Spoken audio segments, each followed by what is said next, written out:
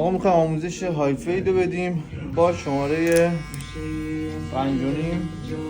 وقتی همون انجام میدیم گایدلاین شماره 4. حالا منطقه سفیدمون رو معلوم میکنیم.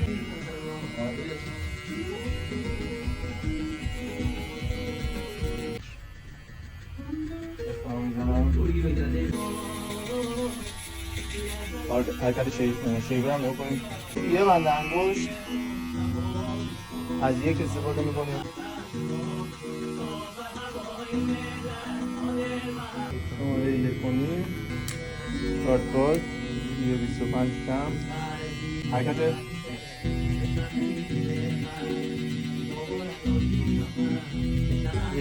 خط پایین